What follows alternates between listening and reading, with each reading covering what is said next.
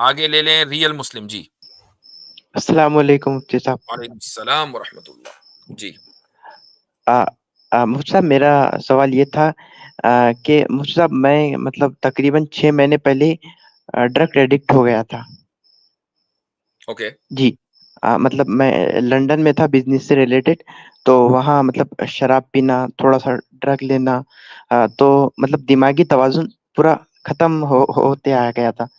لیکن اب میں انڈیا واپس آ چکا ہوں، تو میں نے ڈاکٹر سے کنسلٹ کر کے ڈاکٹر نے مجھے میڈیسن وغیرہ دی اور میں دھیرے دھیرے ٹھیک ہو گیا ہوں. مفتی صاحب جیسے کہ اب میں نے ڈبل دین کی طرف آیا ہوں، تو میں اس سے مطلب اسے کیسا برقرار رکھوں، مطلب اس دین کے مسئلے کو. دیکھیں، اگر آپ ماشاءاللہ ٹھیک ہو گئے ہیں اور ایک چیز آپ سے سرزد ہوئی اور آپ اس سے نکل آئے، تو یہ بہت بڑی بات ہے اور اس کو مینٹین کرنا بہت ضروری ہے. اور یہ مینٹین صرف ایک طریقے سے ہو سکتا ہے کہ جس ماحول نے آپ کو ڈرگ ایڈکٹ بنایا تھا اس ماحول کے قریب بھی آپ نہ جائیں.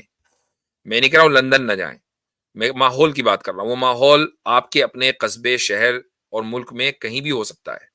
ٹھیک ہے. اور وہ یہ کہ اس طرح کے جو دوست ہیں، جو اس طرح کی سوسائٹی ہے، اس سے دور رہیں اور نیک لوگوں کی صحبت میں بیٹھیں.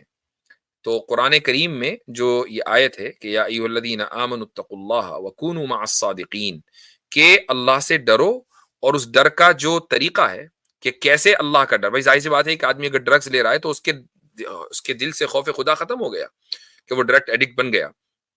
تو اس کا طریقہ اللہ نے اسی آیت میں بیان کر دیا کہ اپنی جو کمپنی ہے، صحبت ہے، اس کو درست کرو. کونوا مع الصادقین، سچے لوگوں کے ساتھ، اچھے لوگوں کے ساتھ اٹھو بیٹھو، تو خود ہی یہ ساری چیزیں جو ہیں ختم ہو جائیں گی.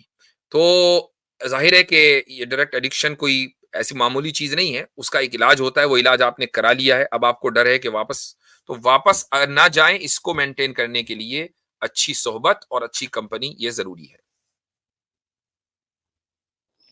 مفتی صاحب ہمارا بزنس ہے، تو ممبئی سے لندن آنا جانا چلتا رہتا ہے. تو پھر ہم مطلب وہاں رہ کر کیا کوئی دینی معاملات میں یا مطلب بھائی دیکھیں، میں لندن اپنے جیسی جگہ میں، یعنی یہ سوال ہی اب ایک ایسا ہے کہ لندن میں کیا بھائی اچھا ماحول نہیں ملے گا آپ کو؟ ایک سے ایک سوسائٹیز وہاں مسلمانوں کی.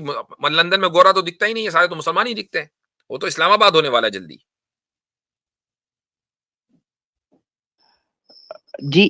لیکن ہم جس ایریا میں بزنس ہے سے ریلیٹڈ جاتے ہیں، وہاں تھوڑا مطلب گورا لوگ زیادہ رہتے ہیں.